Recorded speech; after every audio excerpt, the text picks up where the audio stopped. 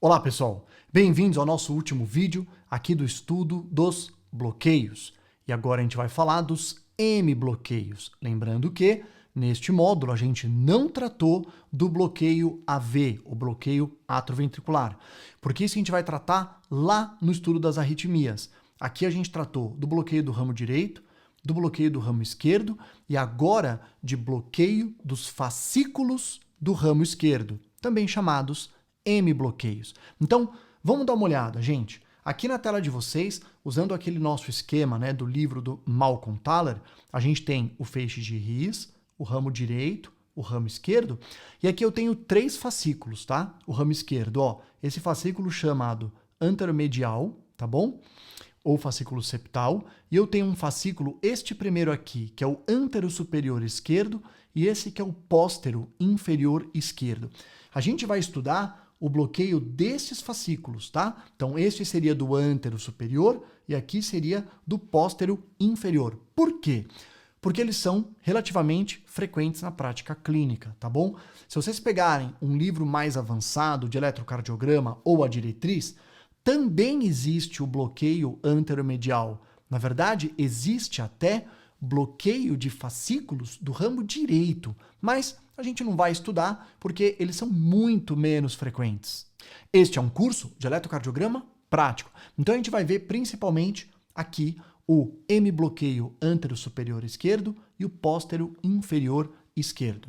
Ponto importante de falar para vocês, um paciente que tenha somente esse tipo de bloqueio, tá? Ou de um ou do outro, não altera a largura do complexo QRS. Então vocês vão ver que os critérios para falar desses bloqueios vão ser exclusivamente alterações do eixo, lá nas derivações clássicas ou dos membros, e um critério de amplitude de algumas ondas que nós vamos revisar juntos. E como a alteração do eixo é um dos achados mais importantes no estudo dos M-bloqueios, vamos estudar essa ferramenta que é a rosa dos ventos ali do eletrocardiograma, que nós vimos no módulo 1, que nos ajuda a definir o eixo do complexo QRS em D1, D2, D3, RLF, que são as derivações dos membros. Então, lembra qual era a regra? Eu tenho que procurar a derivação D1, né? E tenho que procurar também a derivação AVR, porque elas estão aqui em 0 graus, 90 graus e divide o eixo em 4 quadrantes. Então, no coração normal, a maior parte das vezes a gente vai ter o coração aqui, entre 0 e 90 graus, né? E com essas condições, como é que vai estar no eletrocardiograma o QRS predominantemente positivo em D1 e positivo aqui em AVF? Então a gente teria um eletrocardiograma com eixo entre 0 e 90 graus. Agora, estudando os M-bloqueios, o que a gente vai ter? A gente vai ter uma alteração desse eixo. Então, por exemplo, no M-bloqueio anterior esquerdo, a gente já vai revisar, o complexo QRS vai estar além aqui de menos 45 graus. Ele vai estar de menos 45 graus para cá. Já no póstero inferior, ele vai estar a partir de 90 graus. Então, essas são as alterações que nós vamos estudar nos M-bloqueios. E vamos começar com o estudo do M-bloqueio, então, anterior esquerdo, ok? Então, eu vou dar um zoom aqui na figura. Primeiro, olha lá, o impulso vem pelo feixe de His, o impulso passa pelo ramo direito, passa pelo ramo esquerdo e é bloqueado aqui. Deixa eu reforçar esse bloqueio aqui com a minha caneta, ó. Bloqueado, tá legal? Quando esse impulso é bloqueado, ele passa pelo fascículo póstero inferior e ele sobe, quer dizer, ele só muda o caminho que ele acaba fazendo. Só que isso acaba originando um eixo lá para cima, né? Que é o que está representado aqui nessa figura e que a gente pode ver melhor aqui naquela nossa rosa dos ventos. Então, como é que você vai ter o comportamento da rosa dos ventos no eletrocardiograma? Primeiro, o D1 vai ser, sim, predominantemente positivo, tá legal? Quando a gente for olhar o eletro, D1 é positivo. O AVF, né, vai ser predominantemente negativo. Por quê? Porque ele está neste quadrante, entre 0 e menos 90. Acontece que o critério eletrocardiográfico do hemibloqueio anterior esquerdo é estar além de menos 45 graus. Então ele tem que estar de menos 45 até menos 90. Deixa eu colocar um pouquinho mais para baixo. Como é que eu vejo que ele está em menos 45? Então, próxima dica, você vai olhar a derivação D2. Porque a derivação D2, a perpendicular dela é menos 30. Então, quando ela for negativa em D2, significa que ela está aqui, ó, de menos 30 até menos 90. Só que, Rafael, você comentou que é menos 45. Aí entra a importância de D3, tá? Então, a última derivação importante, que é D3, ela fala o seguinte: o complexo QRS, né? Na verdade, aqui a onda S, porque ele vai estar na parte negativa de D3, então a onda S tem que estar por aqui, ó, tá? Porque ele tem que ter passado essa região da metade entre menos 30 e menos 60, que é menos 45. E quando isso acontece, notem que o vetor, ó, tá vendo? É o vetor do hemibloqueio que eu desenhei, ó. Ó o vetor do hemibloqueio, olha o vetor do hemibloqueio e olha o que eu desenhei. Então, quando eu sei que o QRS está nessa posição, é quando ele está positivo em D1, negativo em AVF, negativo em D2, passou de menos 30, e ele tem a maior expressão em D3. Significa que ele está perto de D3 ali, né? Ficando perto de menos 60. Parece complicado? Vamos dar uma olhada no eletrocardiograma para ver como isso é simples, gente. Então vamos lá. Está aqui o eletro e está aqui a rosa dos ventos. Primeiro, quando você vai achar o eixo, você vai falar D1 predominantemente positivo. Então você vem aqui e coloca D1 positivo. Perfeito. A VF, opa, ele está negativo. Então você viria aqui, ó, e colocaria AVF negativo. Qual é o divisor de águas ali, né, do menos 30? É D2. Então, D2 como é que tá? Predominantemente negativo. Então, ótimo. Ó, se ele está negativo, eu já entendi que ele está entre menos 30 e menos 90. Mas como é que eu tenho mais certeza de que ele pode ter passado de menos 45 graus? Quando a amplitude aqui da fase negativa de D3 é maior do que D2. Então significa o quê?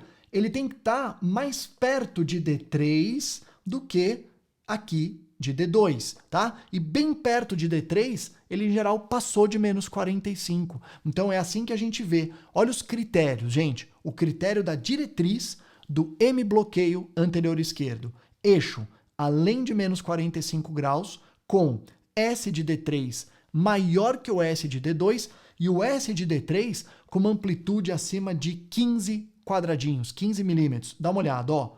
Aqui tenho 5, 10, 15, 20. Passou. Então, aqui eu teria um bloqueio divisional antero-superior esquerdo clássico. Gente, aviso importante. Se você pegar um livro de eletro mais antigo, é capaz que ele diga para você que o único critério de bloqueio divisional é um eixo além de menos 30. Quer dizer, por que que mudou?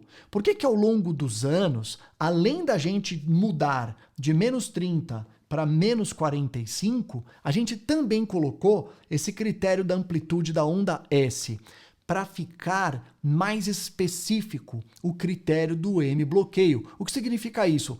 Eixo além de menos 30, tem muito mais pacientes que acabavam tendo, né? Lembra que até era um critério da sobrecarga de ventrículo esquerdo, do score de pontos de Home-Hilde. E aí o que acontecia? Muita gente saía com o diagnóstico no eletrocardiograma hemibloqueio divisional antero-superior esquerdo. Só que a maior parte desses casos não tem significado clínico, tá ligado à hipertensão. A única coisa que tem que fazer no plano terapêutico é tratar a doença de base, que em geral é hipertensão ou válvula, mas não vai mudar a vida do paciente. Só que ele confundia esse conceito hemibloqueio até com bloqueio AV. E ele ouvia falar de pessoas com bloqueio no coração, que tinham morrido. E esse é um diagnóstico muito simples, quer dizer, isso não causa malefício para o paciente pelo bloqueio, diferente do bloqueio AV, que a gente vai estudar, que se for um bloqueio AV avançado, é indicação de marca-passo. Então, a opção aqui foi para deixar o critério mais rigoroso, para que a gente dê menos esse diagnóstico, para não até criar pânico, assustar os próprios pacientes. Vamos dar uma olhada agora no póstero inferior esquerdo. Então aqui agora na tela de vocês, de novo, ó, aquela figura, né? E notem que do feixe de His, ramo esquerdo, agora aquele fascículo que a gente estudou antes, que estava bloqueado, que era o ântero superior, está livre. Então o impulso vem por aqui, mas o póstero inferior está bloqueado. Então o que vai acontecer? O impulso vai acabar fazendo essa direção, tá? E sentido. Então ele vai jogar para este quadrante. Olha o que vai acontecer aqui. A gente vai ter uma derivação, né? Peraí que ele voltou, né? Olha o que a gente vai ter aqui. A gente vai ter um D1 agora predominantemente negativo e um AVF predominantemente positivo. Esse é o primeiro achado, tá? Eu vejo D1 negativo, F positivo, portanto está nesse quadrante e também vai ter alteração ali da parte da amplitude da onda R do D3. Por quê? Volta lá para a figura. Olha o D3, gente. D3, tá vendo? Ele tá ali no divisor de 120 graus. Então, quanto mais perto ele estiver de D3, eu sei que mais perto e mais desviado ele está. Então, de novo, a importância do D3 como um elemento associado ao desvio do eixo. Então, vendo um eletrocardiograma agora, real, vamos dar uma olhada? Olha só, do lado da rosa dos ventos, tá bom? Aqui para vocês. Você vai calcular o eixo. Você pega aqui e vê, ó, opa, D1 predominantemente negativo. Então, você vem aqui e coloca na rosa dos ventos o D1 do centro, fugindo, né, ali do ápice do vetor, portanto, lado negativo. A VF, predominantemente positivo, então você pega aqui do centro e coloca na parte positiva do F. Então, este eixo que está aqui é um eixo desviado para a direita, ok? Se ele tiver passado de 120 graus, melhor ainda, né? Melhor ainda, quer dizer, mais critério ainda eu vou ter, tá legal? Agora, para passar ali de 120 graus, ele teria que pegar a reta perpendicular a 120, que é o AVR, e ser positivo, tá bom? Mas não precisa. O importante é, ele está desviado para a direita. Na diretriz até, ele coloca, tá além de 90 graus, tá desviado para a direita. Agora, a onda R em D3 é maior do que em D2, tá legal? Ou seja, o eixo deve estar aqui perto de D3, ó, mais perto de D3 do que de D2, e acima de 15 milímetros. Vamos dar uma olhada? Vamos lá, ó. 5, 10, 15. Acima de 15 milímetros. Ponto. Então, se eu tenho um eixo desviado para a direita e eu tenho uma onda R em D3 maior que D2 e acima de 15 milímetros, eu posso dar o diagnóstico de M-bloqueio póstero inferior esquerdo. E com isso, a gente termina o estudo dos M-bloqueios. Vale a pena dizer também que vocês vão ver mais frequentemente em pacientes que tiveram hipertensão, problema valvar, tiveram algum tipo de infecção cardíaca, né? Um monte de infecção viral pode dar uma leve miocardite transitória. Então você acaba pegando esse diagnóstico na prática clínica, mas só ter ali esse critério, né? Antes de dar o diagnóstico do M-bloqueio, ver essa parte da amplitude da onda em D3, para que a gente limite o número de vezes que a gente dá o diagnóstico de bloqueio para algum paciente, sabendo que neste tipo de M-bloqueio não vai ter significado clínico, ok? Aviso, pode acontecer associação. Então eu posso ter bloqueio do ramo direito junto com M-bloqueio, junto com bloqueio AV. Aí é diferente. Quer dizer, o M-bloqueio isolado não tem significado clínico. Quando você começa a juntar vários bloqueios, opa, aí pode representar uma doença no sistema de condução. Você tem até que tomar cuidado com o uso de algumas medicações como beta-bloqueador, mas a gente vai estudar melhor isso lá no nosso último módulo, que vai ser o das arritmias. Um grande abraço, ótimos estudos!